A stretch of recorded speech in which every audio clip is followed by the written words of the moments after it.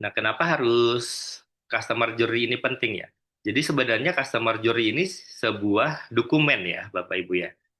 Nanti outputnya paper ya, blueprint, dokumen gitu. Dia peta. Jadi peta ini seperti navigasi ya. Sebenarnya kita pengen membentuk persepsi customer itu seperti apa. Gitu. Nah, kenapa ini penting sekali buat kita punya? Yang pertama adalah membuat strategi bisnis lebih customer centric. Ya, yang paling umum itu operation centric ya. Jadi semuanya based on dari operation. Ini yang membuat biasanya kalau ada keluhan dibilang maaf Bu, Pak, SOP saya seperti ini, SOP kami seperti ini. Udah, itu kan saya bilang kalau dibenturin ke situ dunia kiamat, nggak bisa argumen lagi. Ya kan ya, itu kalau ada operation centric seperti itu. Apa-apa kalau ada hal yang tidak sesuai ekspektasi customer akan dilihatnya sebagai SOP kami tidak seperti itu. Dibenturinnya ke situ terus. Ya, jadi dengan adanya customer journey kita akan bisa melihat mana yang saat ini kita masih operation centric harus dirubah dong menjadi customer centric. Contoh paling sederhana ya, misalkan di perbankan gitu. Saya kehilangan ATM gitu ya. Kalau misalkan SOP centric ya, mungkin dengan disuruh ke kantor polisi dulu ya kan, ada surat kehilangan kepolisian, nanti harus diproses di cabang pembuka gitu dan lain sebagainya. Nah, kalau kita melihat dari customer centric agak beda. Kita akan melihatnya, oh ini customer gimana caranya satu mudah bagi mereka, tapi dari sisi operation tetap compliance gitu. Jadi misalkan ya sudah untuk kartu ATM hilang, ya udah di mobile banking aja lapor gitu. Nanti akan diblokir, kemudian nanti bisa order kartu ATM baru dengan verifikasi, nanti ATM-nya dikirim ke rumah. Terus customernya suruh bayar biaya pergantian dan pengiriman 20.000 misalkan. Ya kan ya, satu sisi customer akan jauh lebih seamless dan lebih mudah. Di sisi internal masih compliance.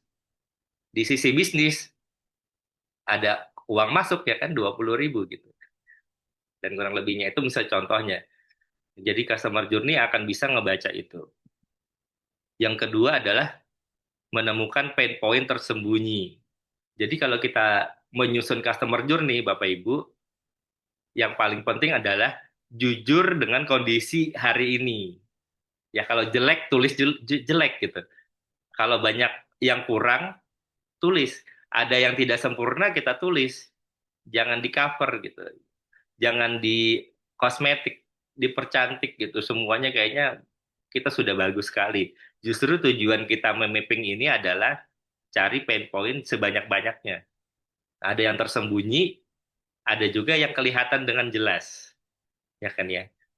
Karena apa? Kalau ada pain point yang tersembunyi ini, indikator bisnisnya Bapak Ibu ya, retention rate-nya Bapak Ibu rendah. Artinya apa? Dari customer yang udah pernah beli produk atau layanan kita, kebanyakan tidak beli lagi dengan siklus produknya kita. Misalkan saya beli produk saya 1 tahun sekali, kita cek berapa sih customer yang beli lagi dalam frekuensi 1 tahun terakhir gitu. Kalau misalkan hanya 10% gitu, 15% gitu, itu berarti churn rate-nya tinggi. Ya, kalau retention rate-nya 15%, berarti churn rate-nya Bapak Ibu 85%. Ya, karena saat ini itu customer itu ya, kalau saya sebagai customer kadang-kadang males banget gitu untuk komplain gitu. Kalau udah ekspektasinya nggak terpenuhi gitu, kayak prosesnya kayaknya ribet, dibanding saya komplain, lebih baik saya nggak pakai lagi produk Bapak Ibu, saya langsung pindah aja ke kompetitornya Bapak Ibu tanpa harus bilang gitu. Ya, itu kan bahaya banget gitu buat bisnis kita. Yang ketiga, meningkatkan inovasi pengalaman pelanggan. Dengan kita mapping setiap tahapannya, setiap stage-nya, ketahuan pain point-nya, nanti kita akan bisa melihat value proposition apa yang bisa kita bikin. kita bisa bikin inovasi yang bisa meningkatkan pengalamannya pelanggan. Saya ambil contoh ketika saya bekerja di salah satu optik gitu. Salah satu yang saya coba saya pahamin agar orang mau beli produk kita lagi, pastiin dulu customernya nyaman dengan produk yang dia beli. Saya saat itu produknya kacamata ya. Jadi pastiin dulu dia nyaman, pastiin dulu kacamatanya dipakai. Kalau kacamata dipakai setiap hari, ketika dia udah mulai gak nyaman, beli lagi dong di kita. Logikanya kan gitu ya. Nah, beda kalau misalkan dia beli, dia tidak nyaman, kacamatanya disimpan di dalam lemari, gimana mau kita tahu ya? Gimana dia mau beli lagi gitu? Kacamata yang sekarang aja nggak dipakai gitu kan?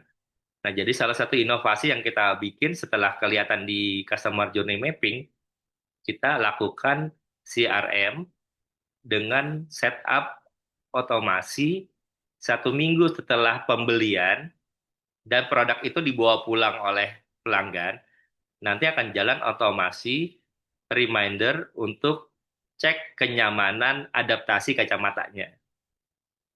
Jadi kalau misalkan dia bilang nyaman, good, satu step lebih dekat dengan retensi nanti. Tinggal dilakukan aja. Contohnya cross-selling untuk kacamata kedua, ketiga, keempat, kelima ya kan. Tinggal dicek CRM-nya aja personalisasinya.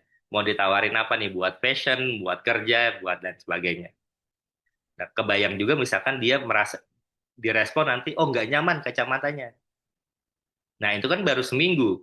Nah, kita ada garansi adaptasi 14 hari. Jadi Bapak Ibu klaim aja. Jadi kalau tidak nyaman, setelah dicek ulang ternyata ada kesalahan, nanti diganti tanpa harus membayar ulang gitu. Nah, itu contoh inovasi yang bisa kita create dari customer journey mapping ya, Bapak Ibu. Kemudian yang berikutnya adalah meningkatkan efisiensi dan ROI ya. Karena fokusnya adalah bagaimana kita bisa concern ke critical stage aja dulu. Ya, karena customer journey itu kan agak panjang. Kalau kita misal ada tenaga buat ngerjain semua, ya silahkan. Tapi kalau terbatas resources-nya, pasti kita harus memprioritaskan. Oke, sekarang prioritasnya di stage mana dulu nih? Ya kita pilih salah satu yang paling kritikal. Pastinya yang paling berdampak ke bisnis ya. Contoh ya, misalkan saya dari saya yang di industri optik juga ya. Saya lihat secara retensi oke, tapi kok akuisisinya kurang atau rata-rata average transaksi customer-nya masih rendah. Nah, itu berarti ada isu di proses sales experience-nya.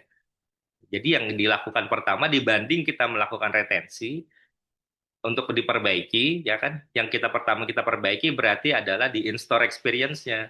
Ya, bagaimana di sales experience-nya itu bisa lebih positif lagi. Value apa yang perlu ditambahin. Ya, akhirnya keluarlah service blueprint-nya gitu di situ kan ya. Itu contohnya. Jadi tidak harus semuanya secara langsung. Jadi secara cost-nya bisa efektif dan efisien juga. ROI-nya juga bisa kita hitung.